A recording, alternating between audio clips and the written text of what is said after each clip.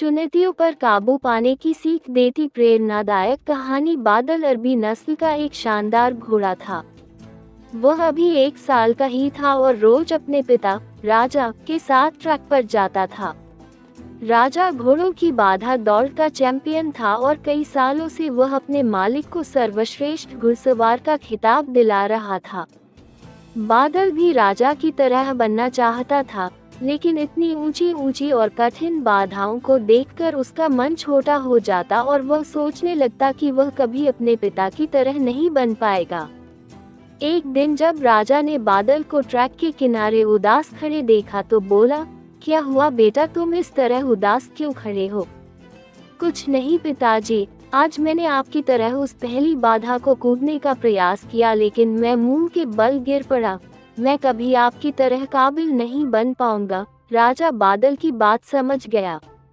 अगले दिन सुबह सुबह वह बादल को लेकर ट्रैक पर आया और एक लकड़ी के लठ की तरफ इशारा करते हुए बोला, चलो बादल, जरा उसे लठ के ऊपर से कूद कर तो दिखाओ।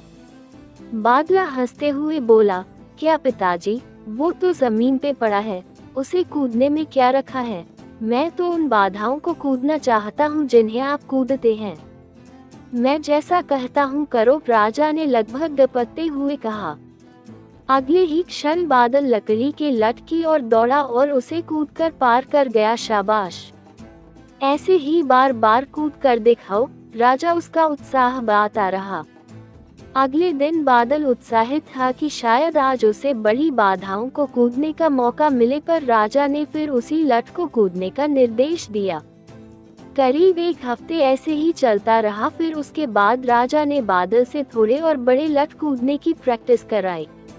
इस तरह हर हफ्ते थोड़ा थोड़ा करके बादल की कूदने की क्षमता बढ़ती गई और एक दिन वो भी आ गया जब राजा उसे ट्रैक पर ले गया।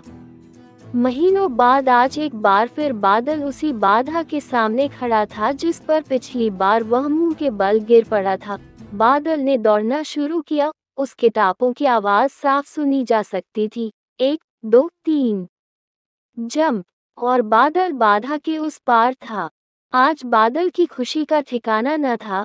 आज उसे अंदर से विश्वास हो गया कि एक दिन वो भी अपने पिता की तरह चैंपियन घोड़ा बन सकता है, और इस विश्वास के बलबूते आगे चलकर बादल भी एक चैंपियन घोड़ा बना।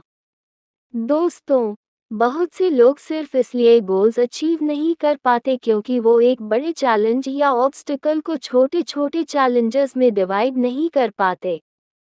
इसलिए अगर आप भी अपनी लाइफ में एक चैंपियन बनना चाहते हैं, एक बड़ा लक्ष्य हासिल करना चाहते हैं, तो सिस्टमैटिकली उसे पाने के लिए आगे बढ़िए।